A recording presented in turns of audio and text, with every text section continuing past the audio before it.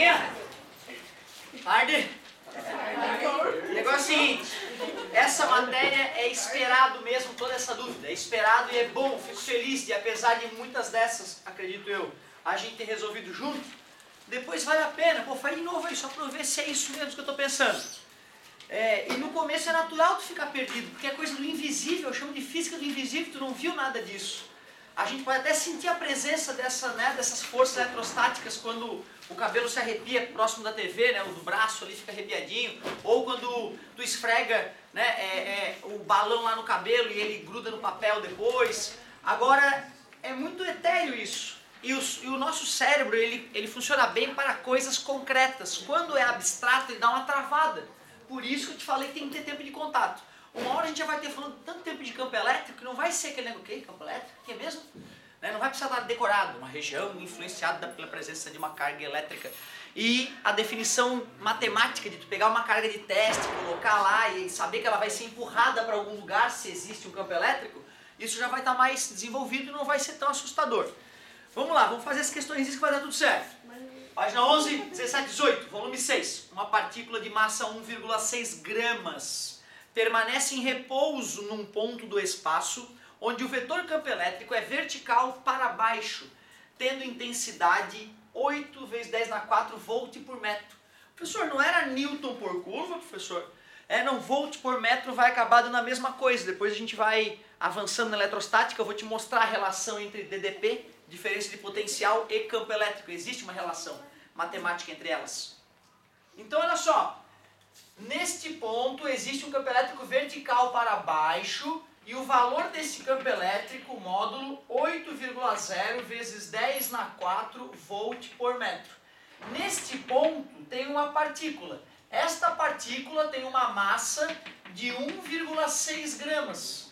Se essa partícula está em repouso, a primeira lei de Newton me garante que a força resultante zero. Então o repouso me faz concluir força resultante zero. Ué, se a força resultante é zero, tem alguma força combatendo, se eu fosse fazer o diagrama de corpo livre do corpo. Peso. O que é a força normal, vamos relembrar? Isso, é a força que uma superfície faz em um corpo, fazendo normalmente a superfície, fazendo 90 graus com a superfície. Como não tem superfície, a partícula está flutuando ali, né, numa região do espaço, é porque tem algum outro tipo de força. Que força é essa? Elétrica, estamos estudando força elétrica, né? Para onde aponta a força elétrica? Claro, a força elétrica aponta para cima. Força elétrica, certo? Beleza? Show de bola. O que ele pediu? Vamos ver, nem li o que ele pediu. Ele pede, pode-se daí concluir que a carga elétrica da partícula ele agora está me dizendo, tem uma carga essa partícula, quanto é essa carga? Poxa, se ele me falou o campo elétrico e me pediu a carga, eu lembro que a definição de campo elétrico me diz que força sobre carga, né, é campo elétrico, isso é em módulo. Então, se eu desejo o valor da carga, eu preciso do campo, e foi dado, e eu preciso da... Essa força eu vou ter que descobrir quanto é ela.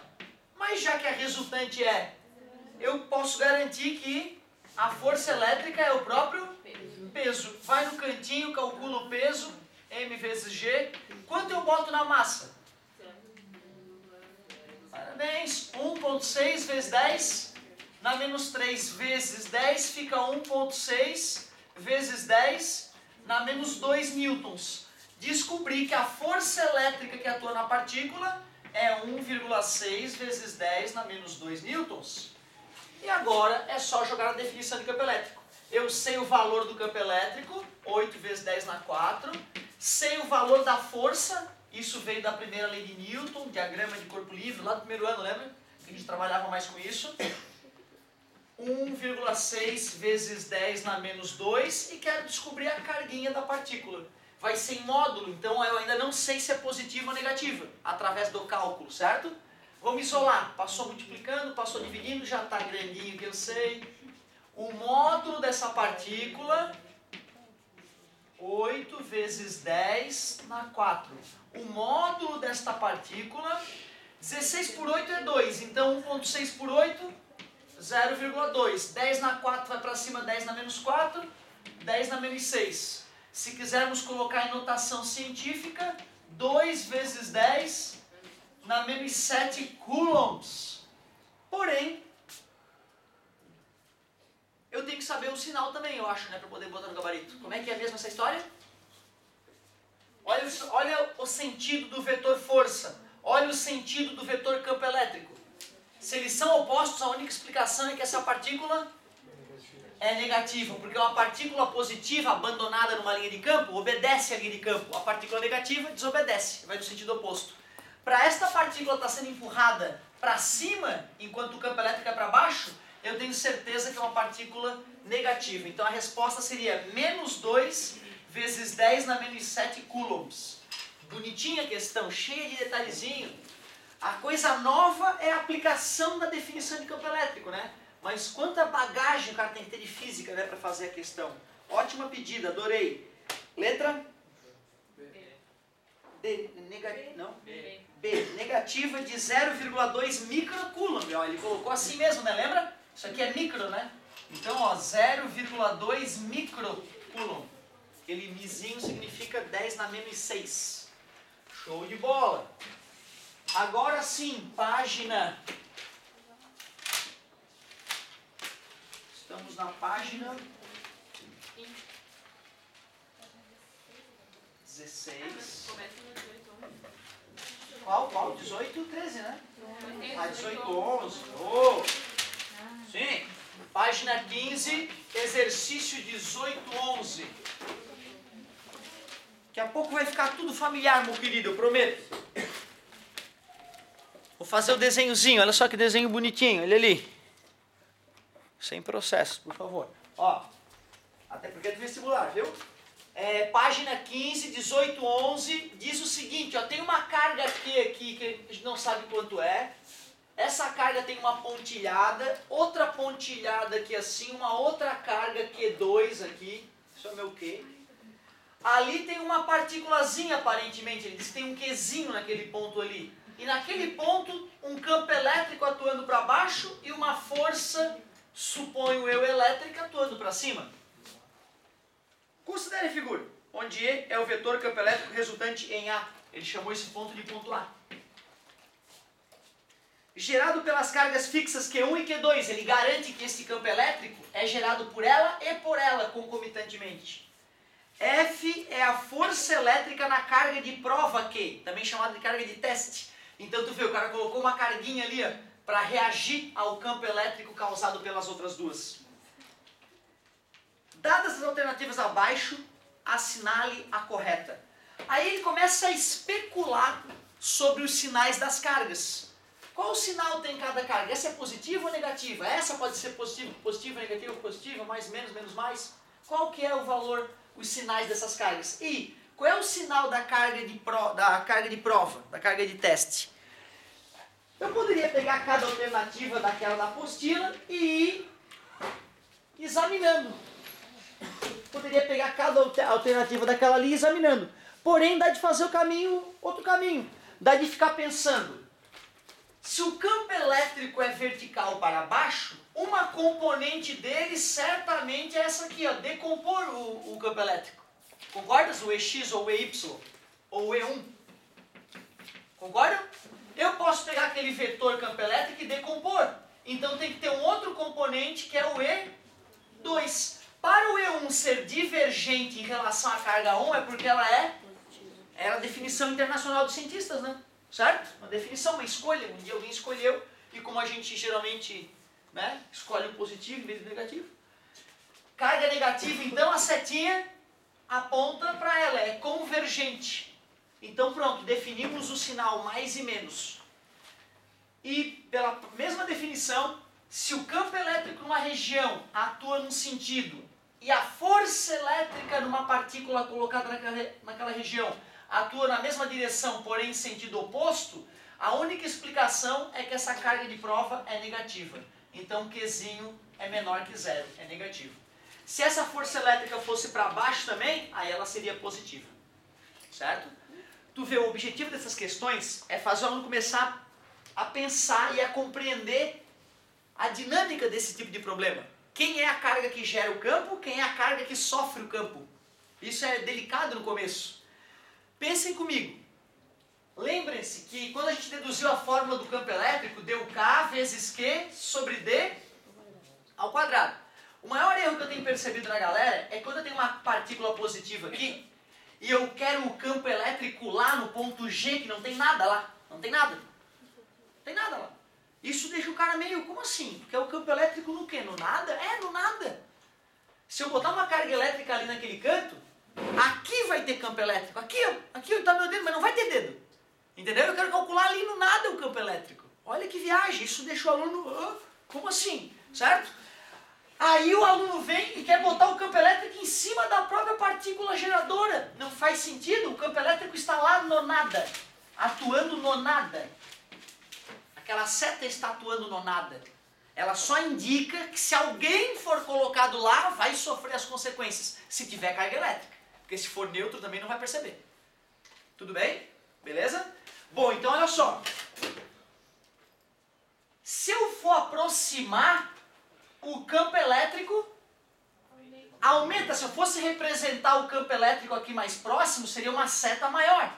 Se eu fosse representar o campo elétrico mais longe, a seta seria... Então não faz sentido representar o campo elétrico em cima da carga geradora. Por quê? Porque o campo seria infinito. A distância é zero, o campo é infinito. É um absurdo desenhar o campo elétrico em cima da própria carga geradora. Sacou a ideia? Então isso é uma coisa que tem que amadurecer dentro da gente. E outra, eu estou falando agora claramente, mas daqui a pouco isso fica etéreo na mente da gente. A gente tem que retomar o raciocínio. Então, pô, essa parte aí ela é realmente um pouquinho chatinha nesse começo. Qual que é a alternativa dessa 1811? Ficou a letra D, né? Ficou a letra D. E vamos que vamos. Agora, página 16, é isso? O 1813? Me ajudem a me organizar aqui. 1813, página 16, volume 6, Física C. Essa aqui, cara, olha, eu fiquei muito feliz que a maioria das pessoas que acertou na trave nesse exercício foi por não ler com carinho. Porque a física que a galera usou estava toda certinha. Foi na pegadinha da leitura ali. Então foi ótimo acontecer esse erro agora. Eu não sei, eu sinto um sabor quando eu vejo essa questão. Um sabor de prova, engraçado. Né? É difícil descrever esse sabor. Duas cargas elétricas puntiformes. QA igual 2 microcoulomb, QB igual a menos 5 microcoulomb. Encontram-se no vácuo. Ele vai lá e fornece o K do vácuo. 9 vezes 10 na 9 Newton metro quadrado por coulomb quadrado. Há uma distância de 6 metros uma da outra. Aqui tá a sacanagem. Ele colocou 6 metros e aí o cara reclama. Sim, professor, é a distância sagrada de 3 metros que nos ajuda tanto. Calma. No ponto médio do segmento AB, bem no meio desse segmento, entre o ponto A e o ponto B, o vetor campo elétrico relativo às cargas QA e QB, ele quer o campo elétrico resultante. Fizemos algo parecido no exemplo, né? Só que as nossas cargas, uma estava aqui, a outra aqui. E eu queria o campo elétrico numa situação em que eles ficavam perpendiculares, tinha que fazer um Pitágoras depois, né? Nesse caso é até melhor. Essa carga sendo positiva gera um campo de afastamento para lá. Essa carga sendo negativa também gera um campo para lá, já que é de aproximação. Eu vou calcular o campo da carga A, o campo da carga B, e já que eles são vetores com a mesma direção e mesmo sentido, vou somá-los. Então tu vê agora que está tudo explicadinho, é só trabalho braçal de substituir na fórmula, e pronto. Certo? Teve gente que jogou na lei de Coulomb. Não fez nada de absurdo, só que calculou a força elétrica que uma partícula gera na outra. Teve gente que usou a fórmula correta e usou a distância de 6. Ou seja, calculou o campo elétrico que uma partícula gera em cima da outra. Também não tem nada de absurdo. Ou seja, usou a física correta, mas com a interpretação errada, né, do que ele pediu. Vou pedir o EA então. Aliás, ó, o EA vai apontar para a direita. E o EB tem módulo maior e também aponta para a direita. Módulo maior, porque já que a distância é igual, o módulo da carga sendo maior, o campo elétrico é maior. K vezes QA sobre DA ao quadrado. vezes QB sobre DB ao quadrado. Por favor, me ajudem. 9 vezes 10 dá 9, obrigado. 2 vezes 10 dá menos 6. Olha só que delícia de fazer a continha. 9 dividido para 9 dá 1. 2 vezes 10 dá 3 Newton por Coulomb, ou volt por metro, agora tu ficou sabendo? Depois a gente explica o porquê. 9 vezes 10 dá 9. Daqui a pouco tu decora isso aí, cara. Módulo de menos 5. 5 vezes 10 dá menos 6. Cuidado, tá, cara? Já vi muita gente trocar o sinal do expoente com módulo. Não faz sentido. Aquele sinal do expoente não é o sinal do número. Né? Não tem a ver com o sinal do número. Pensa depois nisso. 3 ao quadrado. Pá, pá. Campo elétrico é 5 vezes 10 na 3 newtons por coulomb. Quando eu tenho vetores com mesma direção e mesmo sentido, calcular o vetor resultante é só somar os vetores. Campo elétrico resultante vai ficar 2 com 5, 7 vezes 10 na 3. Esse é o módulo. Direção horizontal, sentido da esquerda para a direita. Qual ficaria então? De A para B. O sentido de A para B, né, galerinha? Da carga A para a carga B. Show de bola. Bola. Letra C.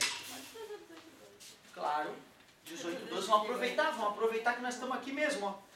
Vamos que vamos! 18, 12. Vamos dar uma resinha aqui. A figura mostra a configuração de 4 cargas elétricas pontuais, Q1, Q2, Q3 e Q4, no ponto P, indicando o campo elétrico. Indicando. No ponto P, indicando. O campo elétrico tem a mesma intensidade. Indicando? Estranho. Eu também acho. Obrigado pelo apoio. Olha só, galerinha. Tem 4 carguinhas ali e tem pontilhadas para nos ajudar a raciocinar, ou talvez para confundir, sei lá, né?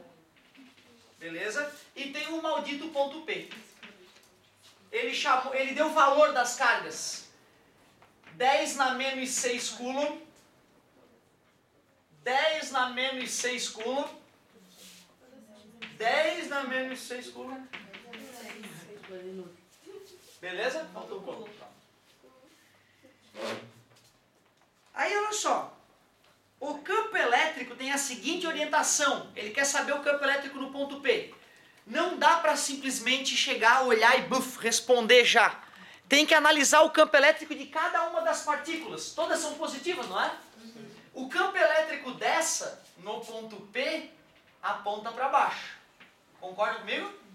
O campo elétrico dessa aponta para cima.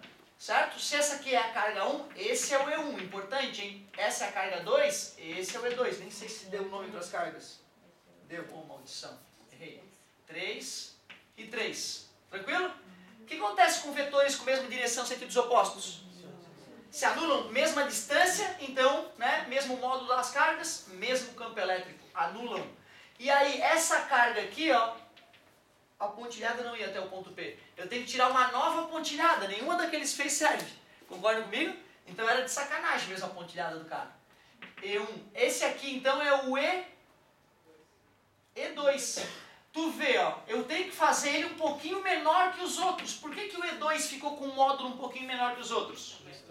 Porque essa distância aqui, né, é maior do que essa. Porém, aquela ali é a carga 4, certo? Certo? Então tem o E4 também, né? Beleza? Com uma porcaria. Vou ter que ampliar. Então, ó, E1, certo? E3 se anularam. O E2 um pouquinho menor, porque a distância aumentou. O E4, carga positiva, campo de afastamento. Agora estou mais satisfeito. Como é que eu vou desenhar a resultante? Pontilhada paralela. Pontilhada paralela. O vetor sai da origem dos vetores e vai até onde as pontilhadas se encontram. Como esses vetores têm o mesmo módulo, as pontilhadas vão ter o mesmo módulo, então eu vou estar criando a diagonal do paralelogramo, que vai ficar bem horizontal. Então esse é o campo elétrico resultante no ponto P. Horizontal para a esquerda. Da esquerda para a direita. Isso. Horizontal da direita para a esquerda, está escrito. Letra B. Muito bem. Então vamos lá. Matamos só essa aqui por enquanto, né? Uhul! Já matamos uma da lista. Ah, agora sim. Agora estou aliviado. Vamos que vamos. Falta bem pouco, galera.